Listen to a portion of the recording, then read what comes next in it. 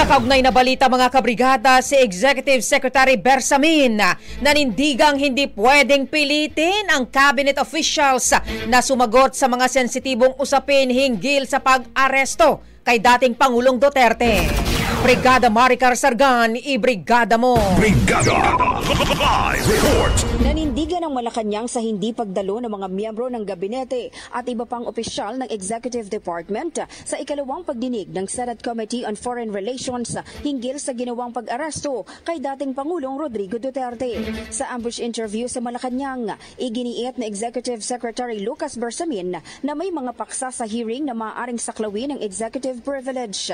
Ito anya ang dahilan kaya minabuti niyang sumulat kay Senate President Cheese Escudero at Senator Amy Marcos upang formal na ipaalam na hindi maaaring pilitin ang mga cabinet secretaries na sagutin ang ilang katanungan kaugnay ng mga sensitibong usapin. Nabatid na sa liham na ipinadala ng Office of the Executive Secretary, sinabing sapat na ang mga naibigay na impormasyon ng cabinet officials sa naunang hearing ng Senado. Samantala, nagpapatuloy ngayon ang pagdinig ng Senate Committee on Foreign Relations tungkol sa pag-aresto at pag-turnover sa dating Pangulo sa International Criminal Court.